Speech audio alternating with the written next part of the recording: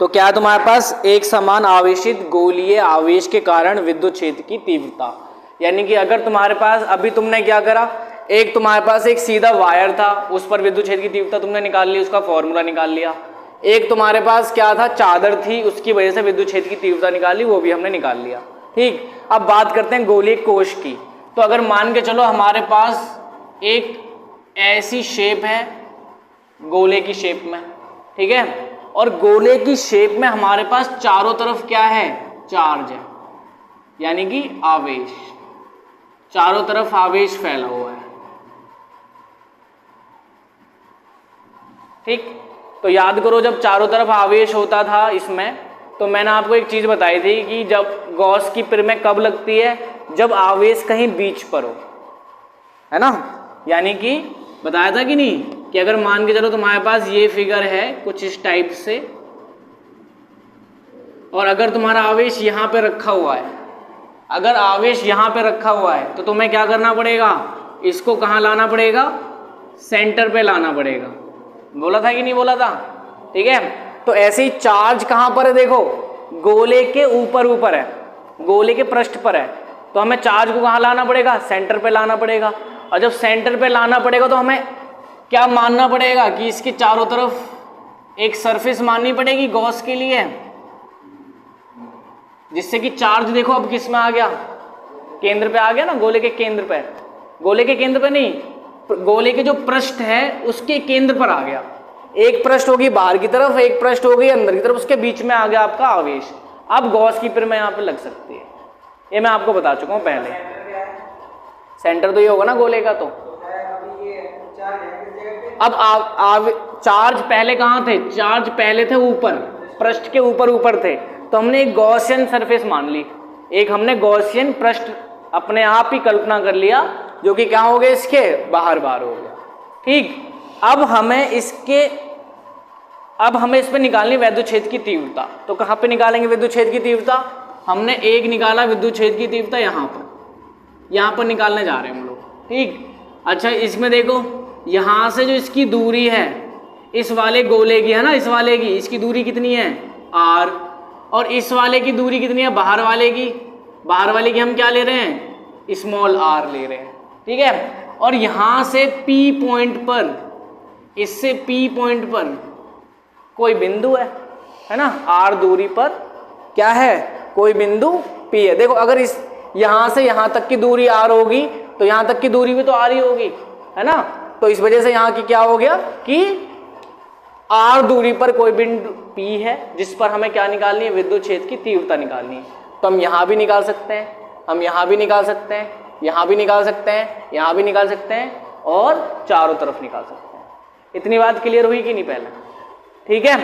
तो यहाँ पर देखो मैंने क्या लिखवा रखा आपको, देखो उसमें कि माना r त्रिज्या के एक गोलीय कोश की सतह पर +q आवेश वितरित है, हम r त्रिज्या के गोलीय गॉसियन पृष्ठ की कल्पना करते हैं। यहाँ 3 स्थितियां संभव है। 3 स्थितियां कौन कौन सी हैं, 3 स्थितियां कौन कौन सी होगी, एक तो होगी, देखो पहली स्थिति कौन सी है, यदि बिंदु गोलीय कोश के बाहर स्थित हो।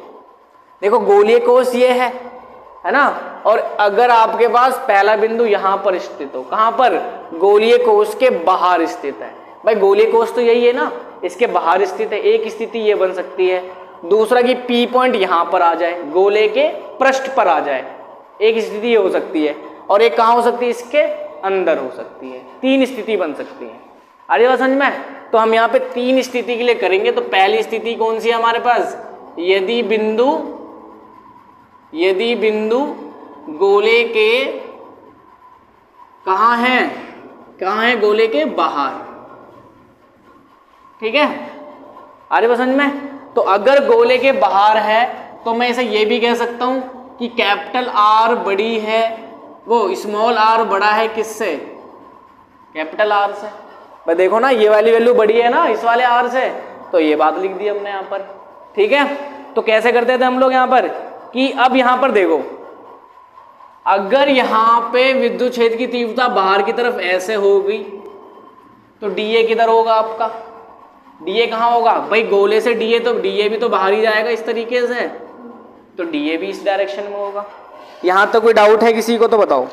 तो E भी इस तरफ है और DA भी इस तरफ है, इसमें तो कोई डाउट है नहीं तुम्हें।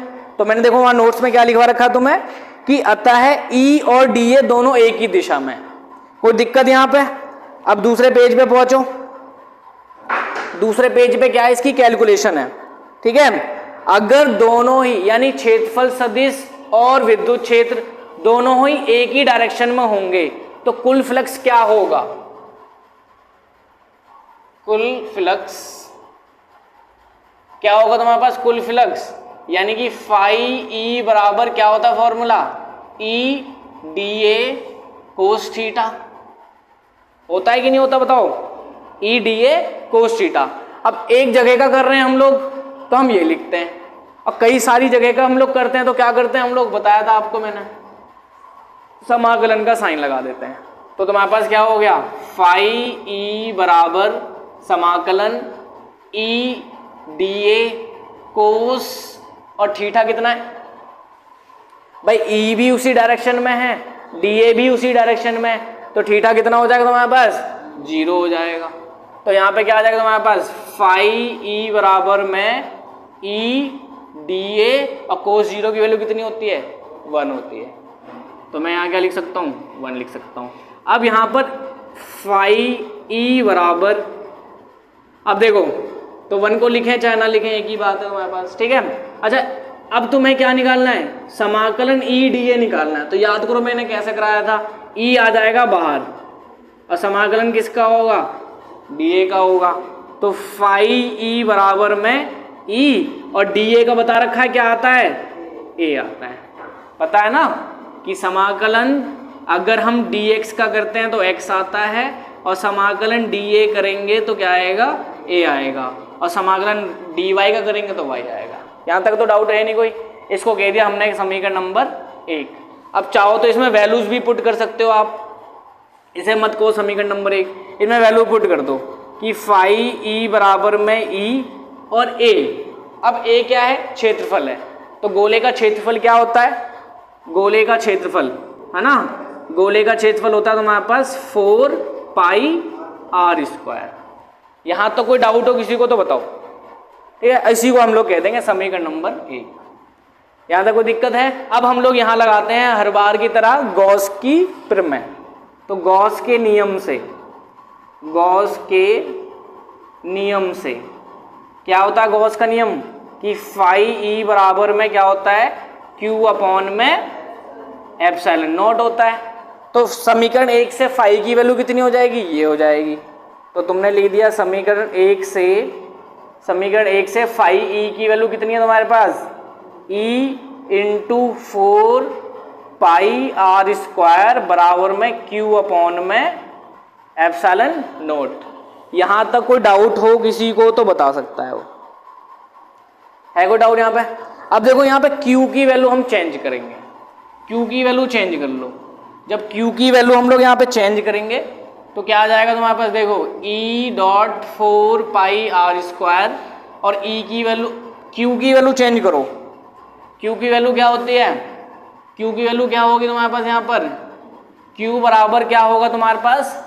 जब ये गोलाकार हो तुम्हारे पास तो Q की वैल्यू होगी तुम्हारे पास, जैसे सिग्मा की वैल्यू बताई थी, सिग्मा इक्वल टू क्या होता है? Q अपॉन में A। तो यहाँ से Q की वैल्यू क्या हो जाएगी? Q की वैल्यू हो जाएगी आपके पास सिग्मा इंटू A हो जाएगी। हो जाएगी कि नहीं? ठीक है। तो ये Q की वैल्यू हम यहाँ पे रख देते हैं सिग्मा A अपॉन में एप्सिलॉन नॉट। यहाँ देखो ये ऐसे रहा, Q की वैल्यू क्या होगी तुम्हारे पास? सिग्मा A अपॉन में एप्सिलॉन नॉट। ठीक है यहाँ तक। अब तुम्हें यहाँ पे देखो, यहाँ से हमें निकालना है विद्युत क्षेत्र की तीव्रता, और विद्युत क्षेत्र की तीव्रता होती है E। तो E बराबर एप्सिलॉन A अपॉन में 4 पाई r²। एप्सिलॉन नॉट 4 पाई r² कहाँ चला जाएगा? r² चला जाएगा आपका डिवाइड में। क्लियर यहाँ तक? अब यहाँ से भाई इस A की वैल्यू भी तो हमें पता होनी चाहिए। यहाँ पे क्षेत्रफल, ये क्षेत्रफल किसका है? ये क्षेत्रफल है आवेश वाले का।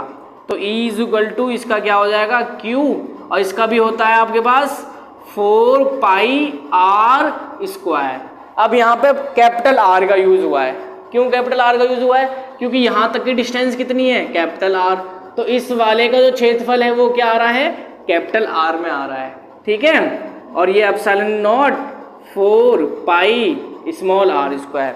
यहाँ पे क्षेत्रफल आया था, यहाँ पे जो ए की वैल्यू आई थी वो क्या आई थी? 4 पाई स्मॉल आर स्क्वायर आई थी। ये क्यों आई थी? क्योंकि हमने किसका लिया था? बाहर वाले के लिया था। तो बाहर वाले की त्रिज्या कितनी थी? आर थी स्मॉल, तो हमने स्मॉल आर में क्षेत्रफल लिया हमने। यहाँ पर किसका ले रहे हैं हम लोग? आवेश वाले गोले का ले रहे हैं। तो आवेश वाले गोले का क्षेत्रफल क्या हो जाएगा तुम्हारे पास? कैपिटल आर हो जाएगा। ठीक है, अब यहाँ से देखो क्या वैल्यू कैंसिल होगी तुम्हारे पास? ये वैल्यू। तो E इज इक्वल टू कितना आ गया? Sigma capital R square upon में एप्सिलॉन स्मॉल आर स्क्वायर। देख लो भाई, ठीक है, यहां तो कोई डाउट हो तो बताओ। ठीक है, कोई दिक्कत? अब देखो, अब क्या तुम्हारे पास? अब तुमने निकाला था यदि बिंदु गोले के बाहर हो, तब तुम्हारे पास ये आया। अब हमें कहां निकालना है? यदि इसी का दूसरा पार्ट कौन सा है? यदि बिंदु गोलीय कोश के सतह पर हो। ठीक है, और सतह पर होगा तो कैसा होगा भाई? डायग्राम देख लो जरा। ये गोला और यहां पर आवेश, ठीक, और ये आपके पास जो आपने कल्पना करके बनाया था। अब की बार यहां ना चेक करके हमें कहां करना है? इस जगह पे चेक करना है। ठीक, तो देखो यहां पे आर का, यहां पे स्मॉल आर की वैल्यू ये थी और कैपिटल आर की वैल्यू ये है। तो भाई देखो कैपिटल आर तो तुम्हारे पास यही है, और स्मॉल आर यहां से ना होके कहां पर आ गया? तुम्हारा स्मॉल आ गया आर यहां से यहां पर। ठीक है, यानी कि हमें कहां पर लेना है? अब इसकी सरफेस पे लेना है, यानी इसकी सतह पर लेना है। तो सतह पे तो स्मॉल आर और कैपिटल आर दोनों ही कैसी हैं? बराबर होगी। दोनों बराबर दिख रही है कि नहीं दिख रही? अब हमने ये फॉर्मूला प्रूफ करा था, तो हम यहाँ पे जानते हैं कि E बराबर क्या आ गया? E बराबर आ गया sigma capital R square upon में epsilon naught small are square. But हम यहाँ पे क्या रख दें कि कैपिटल आर ही किसके बराबर है? स्मॉल आर के बराबर है। तो हम यहाँ पे कैपिटल आर की जगह पे क्या रख दें? स्मॉल आर रख दें। तो E बराबर क्या हो गया? एप्सिलॉन, और इस आर की जगह पे क्या रख दिया? स्मॉल आर का होल स्क्वायर अपॉन में क्या चल रहा है? Epsilon naught r square. तो देखो आर स्क्वायर से आर स्क्वायर कैंसिल हो गया, तो सतह पर कितना आ गया? सतह पर आ गया सिग्मा अपॉन में एप्सिलॉन नॉट। थर्ड, तुम्हें निकालना है यदि बिंदु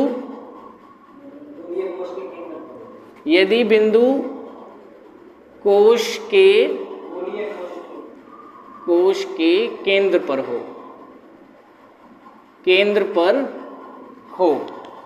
अब केंद्र पर ले जाओ। देखो भाई, अब तुमने ये गोला बनाया यहाँ पर, ठीक है। अब इसके अगर हमारे पास कोई बिंदु उसके केंद्र पर हो, कोई बिंदु कहाँ पर हो? यहाँ बिंदु बाहर था, यहाँ बिंदु इसकी सतह पर आ गया, और यहाँ बिंदु कहाँ गया? इसके केंद्र पर। तो केंद्र पर विद्युत क्षेत्र की तीव्रता कितनी होगी? ठीक है, 0 होगी। रीजन क्या है इसमें? आप यहां लिख सकते हो कि केंद्र पे, तुम लिख सकते हो यहां पर अतः केंद्र पर आवेश कितना है? केंद्र में आवेश कितना है? केंद्र पर आवेश 0 है ना, यानी कि 0 है। और जब किसी भी केंद्र पे अगर चार्ज ही 0 हुआ, कैसे 0 हुआ भाई? 0 क्यों है? देखो ना, अब चार्ज कहाँ पर है? बाहर ही तो है, अंदर तो है नहीं। और जब चार्ज ही 0 है तो देखो, अगर तुम मान के चलो ये वैल्यू यहां से लेते हो, ये वाली, है ना, या फिर ये ना लेकर तुम ये वाली वैल्यू यूज करते हो, ये वाली वैल्यू, ठीक, कि तुमने क्या लिखा कि तुमने लिख दिया यहां पर कि E बराबर कितना हो गया? E बराबर होगा तुम्हारे पास या E इंटू 4 पाई r² बराबर क्या हो गया Q अपॉन में एप्सिलॉन नॉट। और जब Q की वैल्यू ही 0 होगी तो E बराबर भी क्या आ जाएगा तुम्हारे पास, E बराबर आ जाएगा तुम्हारे पास पूरा, क्योंकि ये सब डिवाइड में जाएगा तो सारा का सारा क्या हो जाने वाला है 0।